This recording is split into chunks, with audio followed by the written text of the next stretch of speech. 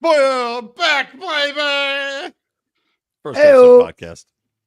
Welcome. Yes, Tarding it the out. episode that's Tarding it out. inconveniencing Brian so much. Sorry.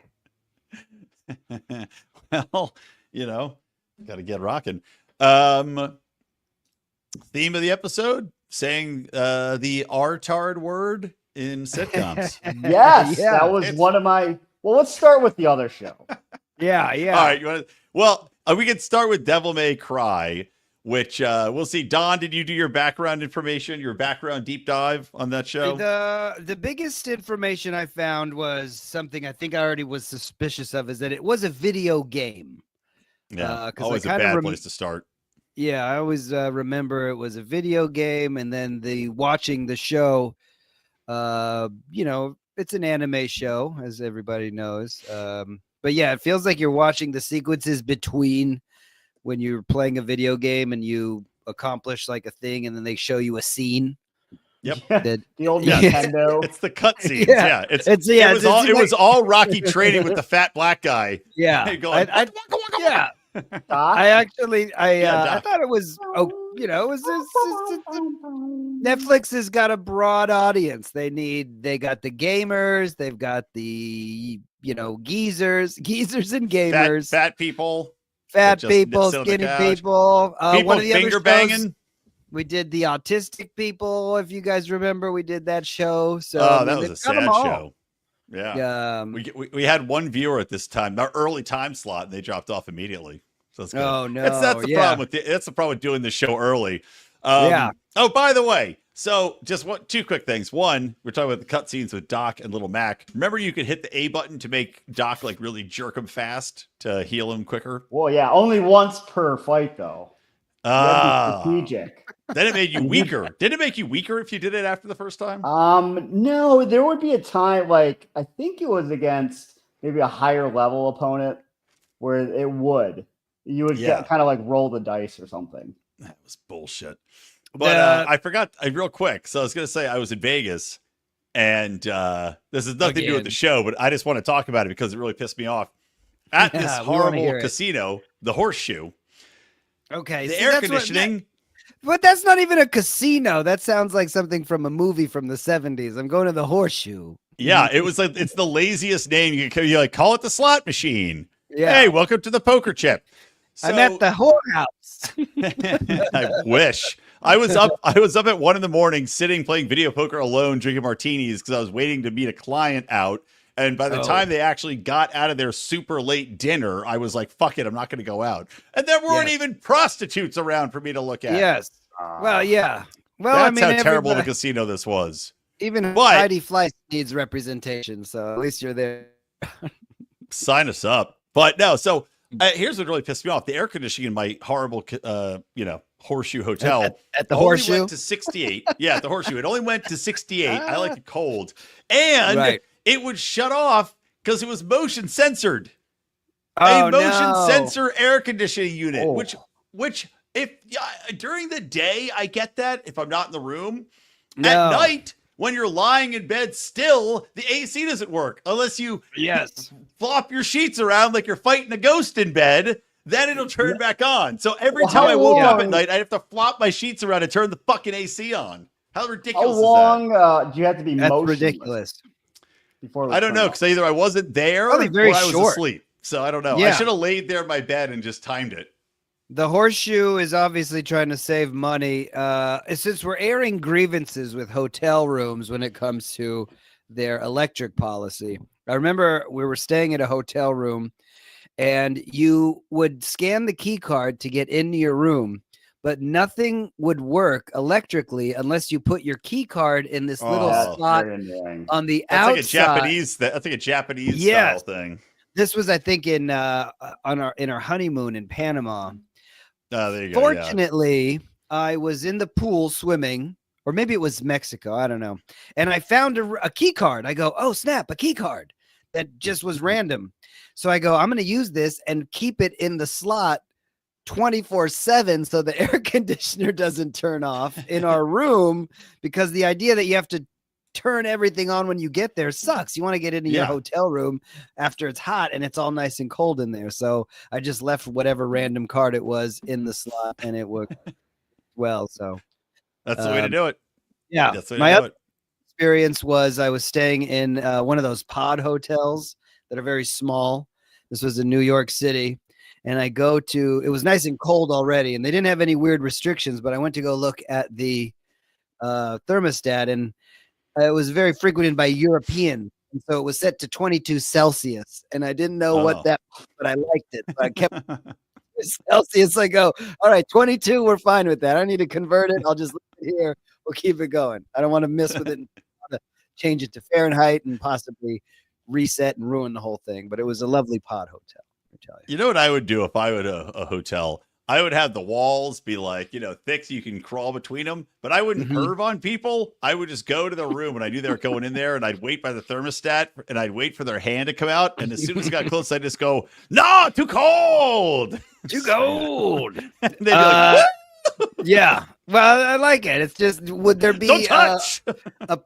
A picture on the wall with eyes, and then you're in there and you look at the eyes like Scooby-Doo? Yeah, but they all have they all have like wagging fingers in the painting, and it's just me when they try to turn the thermostat down. I go and I put my finger through the painting and waggle it. Electric shock. You didn't touch the magic word. That's very good. See, that's what they did to you at the horseshoe. 20% of the show. I know. Talk about thermostat stories. Mr. Commissar says thermostats can be hacked. Thank you. All right. So anyway, getting into Devil May Cry. I'd be the one that tries to hack it, and then next thing you know, I got the heater going, and I'm gonna roast, and it's not gonna be nice. Yeah, on Interpol's most wanted list for hacking thermostats. So anyway, Devil May Cry. Yes, it was based off a video game, a very popular video game franchise. And to Don's point, usually these things don't go well. Netflix likes to do that. They've adapted other things, notably animes, to live action stuff, and usually those were terrible except for One Piece, which was good. This one, however, One Piece is good. Maybe we could do that another time. But this edition was classic anime, like horrible writing. And look, some animes have great writing. This did not. This was, as Donnie said, great freeze frame on Donnie there. Horrible cutscene writing, straight out of just the cheesiest, like Time Cops or whatever that show, that shoot 'em up game was with the worst dialogue ever. All your base are belong to us. Time Crisis. Thank you. Yeah. I love the dialogue in this was cheesy, which you expect. Okay. Yeah. It's, porting over from Japan. The best writers don't necessarily work on these shows. But what really bugged the shit out of me was the voiceovers being so bad. I mean, like, terrible. Like, the writing was stupid, cliche, goofball, like, I'm super cool anime guy. Here's my funny line. They all are written the exact same way. Every anime lead. They're all written the same way. I was watching like go ahead. Yeah, terrible. I was like watching an anime show where they're trying to pack in like the whole season in one episode, where there wasn't even any kind of like subtlety. Sometimes they have a backstory, or they'll do like a flashback to things. This was just they had that one. She was like, "Here's an amulet," and then just left. Yeah, you're like, where'd she go? Why'd she go? Where'd she leave? Why is she gone? My dead brother! Oh, my dead brother! How dare you dress up like him? That's fine! Why was he so fooled that it was his dead brother when he's a demon hunter? Wouldn't they always fuck with you? You didn't think. Ignore all past experiences he ever had in his expertise as the #1 demon hunter. And they don't establish that there's just demon hunters that roam the world. It's like, are you guys part of the union or what up? Apparently he's the non-union representative, because they sent the union after him. All right, here's the plot. There's this demon bunny who's the only interesting character in the entire show. He's like a giant bunny rabbit that pays a bunch of mercenaries to go and get a sword that was owned by a demon knight who then turned traitor and protected humanity. And this rabbit is like a super killer, right? So whatever, hires these guys, gets a sword, kills all of them, and he wants to send a message to the world. The demons are going to rule the earth, that he's going to reopen the portal, kind of like Hellboy style. Yeah. So he's an interesting character. Good voiceover actor. I liked him. Then there's Dante, who is this sarcastic cheese ball with it also with a sword. And he has the secret amulet, which is going to be used. I watched like 2 episodes to open the portal to hell. But they've got to find him because the bunny said you have to find the hunter to do whatever. And so they go on a chase and they call in all these demon hunters. And then they call in all these stupid mercenaries. And then they go, hey, go get this Dante guy and get the amulet. And they do. And they all suck and he beats the crap out of him. And then we meet the stupid demon hunters the government has. And they also suck and are annoying. And I'll leave it there for you guys to take over. The government was a big part of this first episode where they were being briefed in the room, and then they have to send their people to go find the demon hunters. And then I think that was the president who wears a cowboy hat. Yes. Oh God. What a cowboy. Yeah. What the fuck was that? Like literally. The only thing I thought was kind of funny was because it started with the BBS News, which was obviously a parody of BBC. And then they're showing a news sequence. And then they show like some people listening to talk radio where a guy is like doing a conspiracy kind of guy talking about these are demons from hell, blah, blah, blah, blah, blah. And then it flashes to like your late night TV guy, which is how then he makes a joke about the conspiracy guy doing demon stuff. And I go, well, they got our whole country right with that thing. Where it's like news, alternative reality, and then we'll make fun of it on late night. Yep. But the crazy guy, the conspiracy guy's right. Exactly. It's always correct. But they're like, oh, the other government will just try to sweep it under the rug with jokes. But then it turns out. Go ahead, Rico. Just a question about the history here. So do you think if there was an epic battle between hell and Earth, and Earth somehow closed the portal to hell, that would be lost to history? Or would that be maybe handed down in books and oral traditions that maybe people don't forget that we once went to war with hell? I mean, we celebrate all sorts of nonsense on this planet. You think, we remember that one, people. That one. Oh yeah, when hell came through. Yeah. And, I mean, the Jews crossed the desert and won't stop crying about it. They didn't even close the portal to hell. They remember that. Yeah, you got to hear about Sea parted. Yeah, right. Moses could part the Red Sea. Yeah, the Irish couldn't eat potatoes for a while. I remember that, my people's history. We didn't close a hell portal. Nope. We don't have to stop talking about that anymore. We come from a rich history of humans where we can part the ocean and survive off no potatoes. Yep. It's a mission amazing. Very similar, the Irish and the Jews, just different food. Yeah, both have big noses most of the time. Yeah. So yeah, and everybody, and you're still allowed to make fun of them. Yeah, one of the few races. Yeah, you can make fun of those. So yeah, they forget this hell thing. Nobody remembers that. But then they're briefing the gay cowboy president. So ridiculous. Like I said, the voiceover acting is so shitty in this show, and it's literally like, well, the vice president is also awful. He's like, I'm the bad guy in the show. Like, talks exactly like that. And then you go to the president and they're like, hey, does anybody just want to do a silly accent? Like, this is a fucking Netflix show. And some guy's like, I could do this accent. What would be funny if we made the president sound like this? And they're like, That's do a it. great idea. Do it. So we'll do an American accent. That's an American accent. That's how you know it's American. God, it's President so of America. stupid. Oh, it made me so star angry. And a blue ribbon on your cowboy hat. That's how we know you're from Texas. That was an interesting tidbit, though. I bet you heard a song during the intro that you have not heard in at least 15 years. The Limp Bizkit. Wait, what? Yeah. Limp Bizkit. What was it? Rolling. That one? Yeah. Come on. I have not heard that song. What I want to do now? Ever. Limp Bizkit. One time that actually was.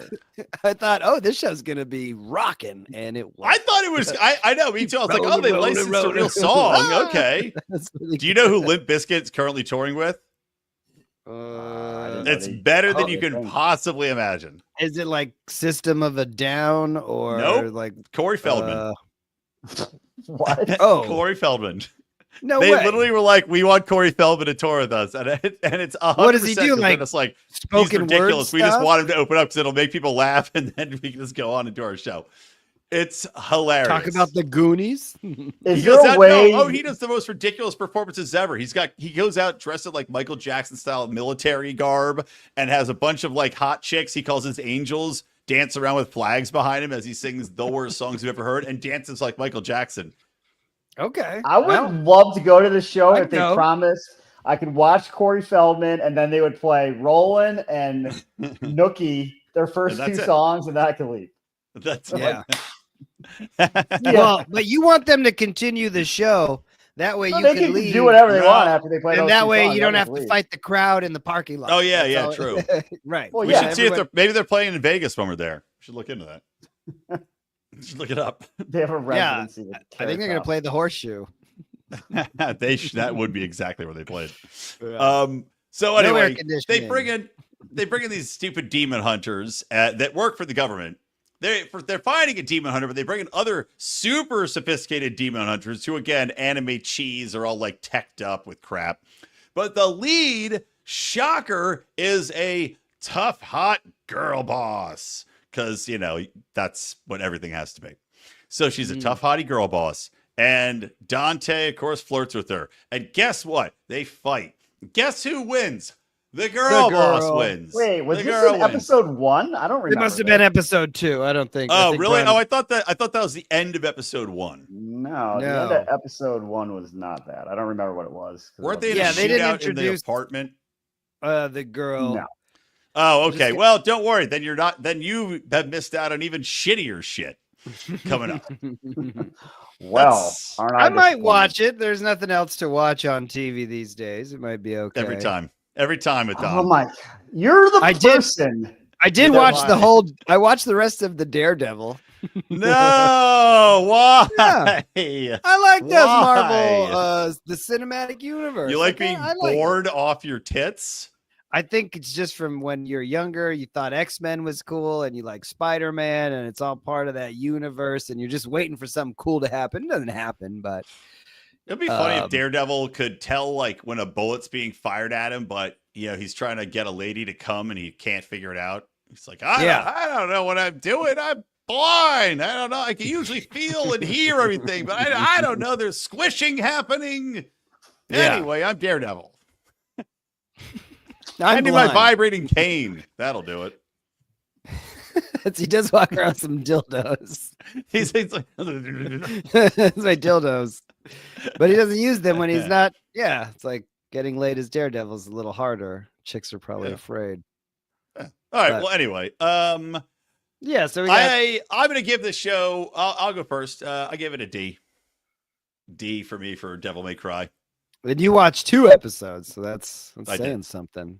Yeah, I'm gonna. Yeah. What do you say? I give it a D too. Story, I thought it could have been interesting as like a live, like a real. I don't like anime. Period. See, I do like anime. But if they cast like Keanu Reeves, he did that one movie right where he's fighting the devil, Constantine. I think that was. I love that. Movie. Yeah. So get Keanu Reeves, and maybe he's like more of a darker character than the fucking stereotypical smart ass demon hunter. Obviously, you gotta go for that. So whatever. It would have been basically the way it was.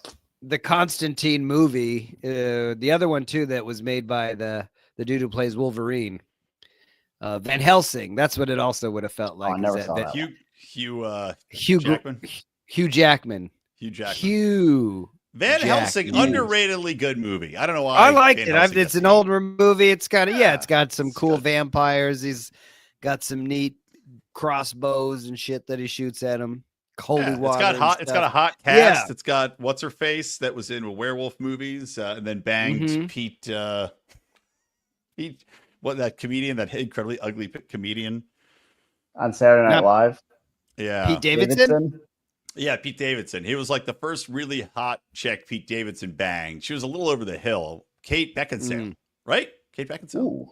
We have to look that up. She's in Van Helsing, but she's young and hot in Van Helsing. That segues There's a hot chick in perfectly. there. After Donnie gives his grade on this. Yeah. Well, I'll give it a little better than the D. I'll give it a C, just because it's not terrible for when it comes to anime. Yeah. We'll see. I'll say this. I did watch it. I didn't want to be, I wanted to get through it. So I watched it at 1.25 speed. And it actually was pretty, on the iPad I can. And it was actually pretty good because it starts with the Limp Bizkit song A Little Sped Up, which is really good. And then when the opening scene with the rabbit getting the sword and fighting and killing all these people, it's happening faster. So I was like, hey, that's pretty good. So maybe it's like watching a rabbit bang. It's that fast. Yeah. So maybe watching it at 1.25 speed is a little better because then you get through it faster and the same nonsense is happening. And do that with every hour-long show from now. I felt like I was watching every anime show ever where it's the worlds collide. There's the hero.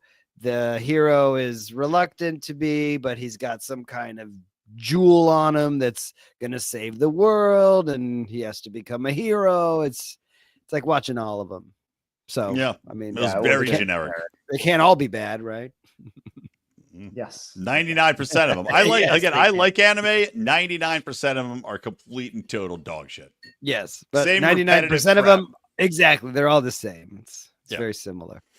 All right. Well, moving on. Rico, you had a perfect segue. Well, yes, it was. Well, I don't remember why. Oh, you were talking about Pete Davidson banging a Kate Beckinsale, and that was like his entryway into banging hot women, which my favorite character in Veep tried to use that exact same strategy. But that's towards the end of the show. So run it down. Give us the rundown for Veep. And well, it's Julia, I don't remember. Julia Louis. Yeah, Julia Louis the vice president, and the intro shows that she was running for president, and then like probably had a Howard Dean like meltdown, and just her polling numbers tanked, and then she becomes vice president, and she's completely irrelevant, and she's aware that she's irrelevant, and she's angry that she's irrelevant, and she's surrounded by idiots working in her staff, and it seems so authentic. It is. It's like watching Kamala Harris. It's amazing. Exactly. It's amazing. It is like watching the Biden-Harris administration. It is good. I do love that intro though. 10 years ago at least. Right? 2012. So 13 years ago and still relevant today. The intro says, Selena soaring in the primary. Selena suspends her campaign. Selena happy to be Veep. And so the first thing she does is like she's trying to pitch this green. I don't know, whatever it was. Green New Deal. Great job. Yeah, the Green New Deal. Yeah. Again, it's like there's so many parallels to what continues to happen in politics. The same shit that's been going on in Washington, D.C. It must be never ending the same nonsense that they're trying to push all the time, which is clean. It's clean jobs. That's what you want. Yeah, and it's always bullshit, right? It's like this was such a great parallel to the stupid paper straws that they made us all use for a long time, especially here in California. She's her big thing. She's like, well, I'm going to have these, cornstarch utensils in all the federal buildings, and that's going to be like the VP has landed. Like she's convinced this is going to make a big change, and people are going to respect her. And of course, the utensils don't work. You put a spoon in her coffee, and it like melted, and it just makes you think of the stupid paper straws. It's exactly what government does. It's like we're going to change something that works, and then it just works worse. Yeah, perfect. And getting in trouble. Which, by the way, the cast in this is fantastic. I don't know your favorite character, Rico, the tall, creepy guy that Jonah, works for the president, Jonah, or Jonas, or Jonah. He's hilarious. He's really funny. I don't know Yeah. who he is. I recognize almost everybody else because it's Buster from Arrested Development. Yeah. It's Yeah. Matt Walsh, who was on, I think, Upright Citizens Brigade sketch comedy show, the redhead guy with the mustache, who's very funny. That's he's in a Mike lot of shit. McClintock. Yeah, he's good McClintock. He's too. really funny. Then it's got the hot chick. Is that the girl that was in Boy Meets World? Yeah, no, she's Her, the girl from Her the chief of other staff. one. Yeah, her chief No, of staff. it's- She's it's- super familiar. She Girl. is in My Girl 2. She's in the movie where I think one of the Wait, is she the one where the bee, is she in Where the Red Fern Grows or not, or the one where the bee stings Macaulay Culkin and Yes. he dies? Yes, that's the one. I There don't we know go. what that's That's the called. one. Is that My Girl or something? He was in My Girl 2.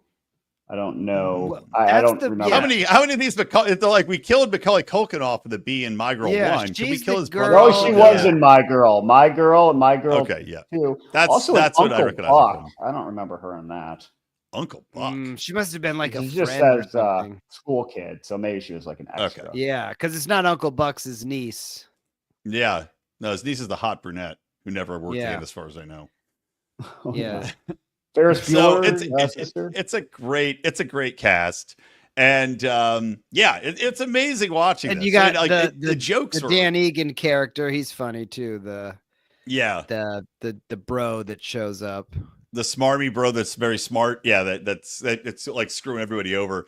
But yeah, like you're saying, like the parallels hold up so well. Even like then they're talking about an old man. He's like, oh, he's not dead yet. You're like, oh no, he's got so many tubes in him. He looks like an old bunch of grapes because he's just like he's mostly intravenous right now. And it's like, oh Yeah. just like all of our politicians that are out there just sucking up space that are non-functional. Their chiefs of Yeah. staff run them. She said he looks like a bag, like bagpipes. Yeah, He's got so many tubes coming out that's of what him. it was. Yeah.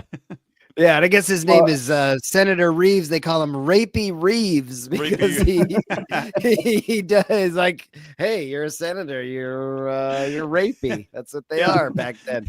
It's just like Clinton, right? It's like, hey, yeah, we're just a bunch of creeps. We're just creeps. Getting away with it. Well, it was funny, like how they, contrary to our time now, and I'm guessing it was like this back then when they would like roll their eyes at the pervs, like, oh, he grabbed my left tit when I met him for the first time. Like he's not like having a fucking hysterical meltdown. Right. She's like, what a fucking dickhead that guy was. Whereas now you would think like they're calling lawyers and holding a press news conference. Yeah, exactly. So I think that's changed, but I like that dynamic better where they would just be able to roll with the punches a little bit. Roll with the titty grabbing, as you say. Playing the game. Yep. Well, there was a funny scene a couple of funny scenes back to back. One which held true to me as a public relations master, in that they're supposed to have this big press conference to talk about the green jobs and the stupid forks and whatever else. And she's like, all right. And her chief of staff publicist is like confirming, like, oh, this senator's coming and that. Oh, we should have 80 media there. And she walks in the room. And there's like 2 people. That's my life. That's my fucking life. All these assholes are like, I'm coming. And you tell your client they're coming. And you walk in the room and you're like, have to stand there as they stare at you. And you're like, they said they were going to come.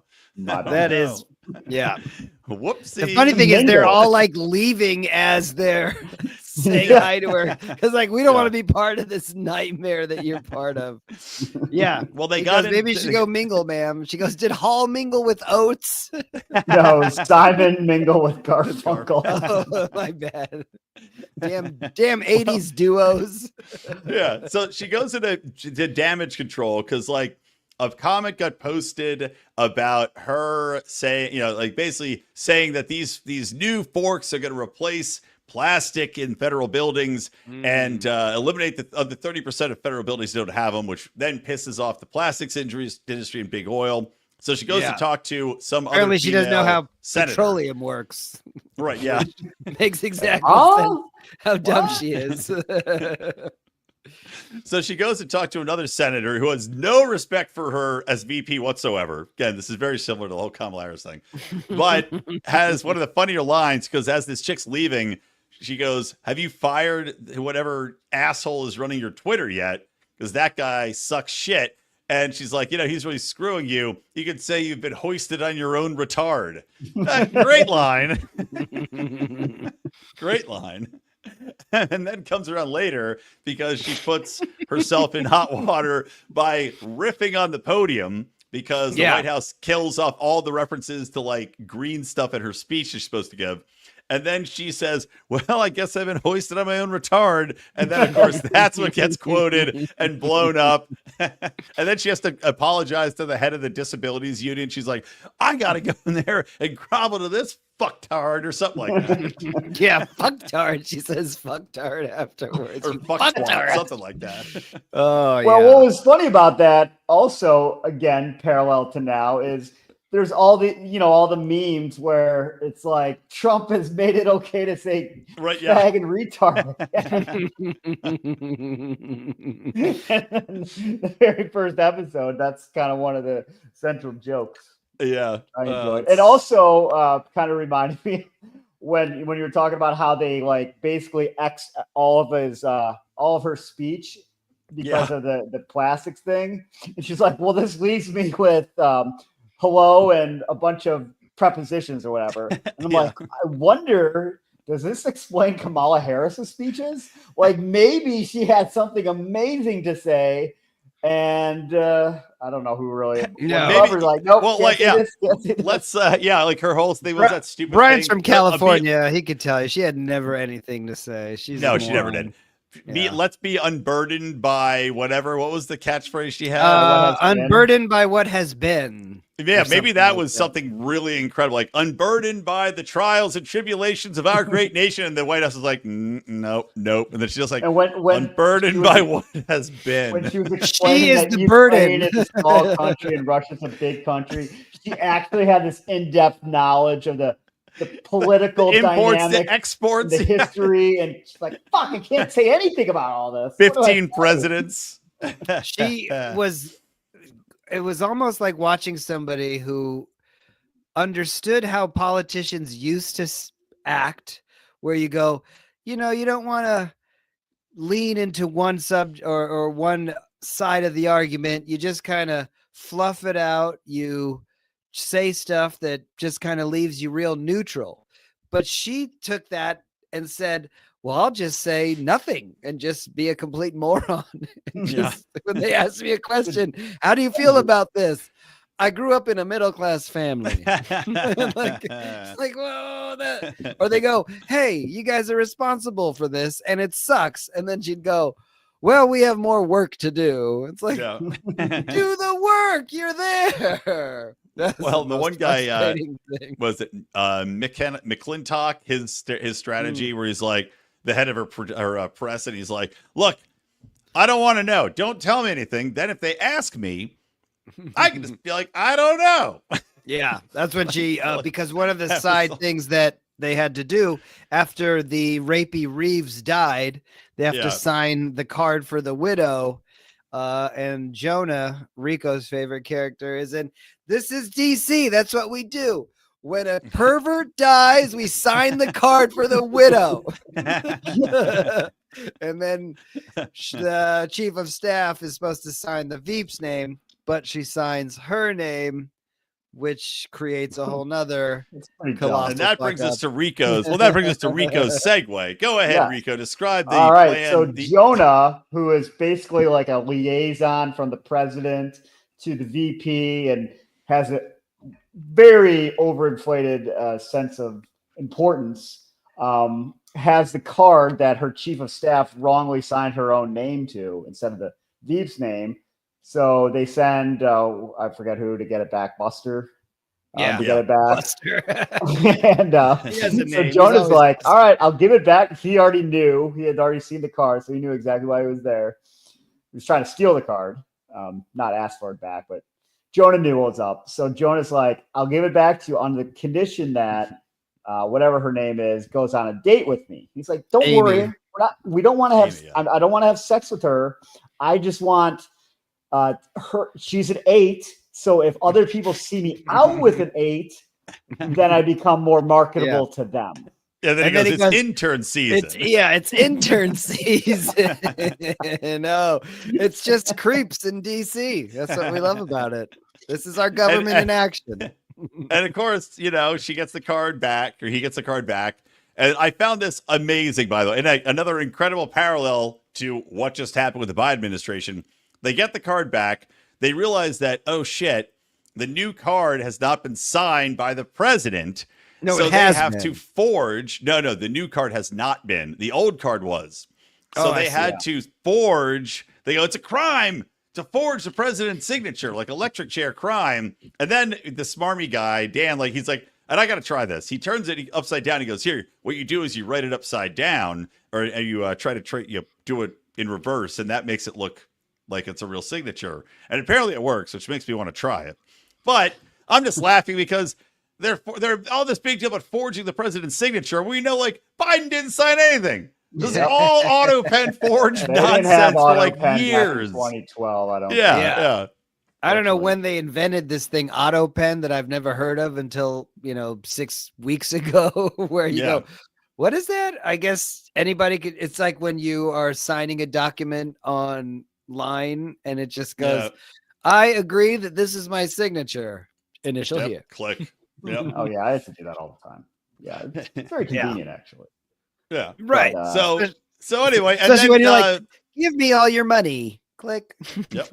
So anyway, Julia Louis-Dreyfus is like, yeah, go on the date. I used to do it all the time. No sex, go out to a movie and dinner. See you later. Yeah, she goes, go make up your error. She goes, 10 years of marriage. Dinner and no sex. Yeah. She goes, that was 12 years of marriage for me. Right. Yeah, exactly. And that was pretty much Not it. a They joke. move in the smarmy guy, end of episode. It's a very and then, great I noted this. first It was episode. written by this guy, Armando Iannucci. And I was like, I've never heard of this guy. He is Armando Giovanni Iannucci is a Scottish satirist. You didn't see that coming, did you? Well, if anybody's going to make fun of our government, it's the Scots, because they got it right. Yeah. He also, by the way, apparently created the franchise, which we had watched, or executive produced it, I should say, which was, very meh. Can't win them all. Can't win them all. Yeah, lightning in a bottle with Veep. I don't remember why I stopped. I watched a lot of this, but I think I watched it all at once. So I think I probably just got burned out from it. I probably watched the first 2.5, 3 seasons. I should go back and watch the rest of it. Oh yeah, you definitely want to go back and watch the it only gets funnier. And I did watch it all, and the end is very what else am I gonna do? I like TV. It's good. That's why I'm on the show. It's good. It continues well. It gets funny. Somehow they keep adding new characters and making it even better. They add a couple other weirdos. Lumberg is in it. Oh, Lumberg's in it. Actually, so is Milton. The dad from really? and then the dad from Transformers shows up in it as the chief of staff of the president, and then he has to work. That's a deep hole. The dad from Transformers. I don't. Mark I don't Wahlberg? even know. No, not that Transformers. The one with Shia LaBeouf. His dad is this kind of heavier set, balding guy. But the way that You know these who people, Donnie, he's the flashback in Scrooged where Bill Murray is watching TV as totally. He's a piece of raw meat for Christmas. Yeah. Everything in his life is just imagined through TV. Instead of saying his mom, instead of saying, "Hey, you're gonna hurt your eyes," instead of going, "Merry Christmas, Donnie Angel," she goes, "Happy Hanukkah, Donnie Angel," and gives him a piece of gefilte fish. His dad brings home eight jars of gefilte from the deli instead of a piece of liver. She would treat me like Curly from the Three Stooges. You want? Yeah, get out of here. I was laughing. Yeah. I don't know if you listened to that podcast I sent you guys.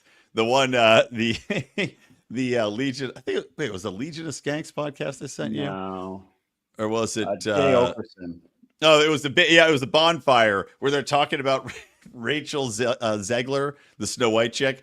And he's like, I tell you, her eyes are so goddamn far apart. He's like, you can't give her the traditional Three Stooges, like poking the eyeballs with your pointer and your middle finger. You got to give her the rock and roll devil horns when you're poking that girl in the eyes. I'm telling you, you got to listen to that episode. I said it's Lars. But anyway, we're not here to grade other podcasts, which are not as good as this podcast. What do you give Veep? What do you give to the Veepsters? I'll go first. I will give Veep an A. It's a great show. It I think it holds up. The humor not only is funny when it comes to the timing of the jokes, but the insults of the jokes are good. It's not just, making fun of the situations that they're in. It's just insult humor at everybody, which is great. Very funny ways that they talk down to each other and make each other feel like shit because they're in this weird world where I guess you're not producing anything. All you could do is bring other people down. Yes, exactly. That's what government is. They don't make anything. They just have to make you feel stupid so that they feel superior. Unlimited ambition, unlimited money, producing nothing. Mm-hmm. Yeah. I agree. I give it an A. It was funny.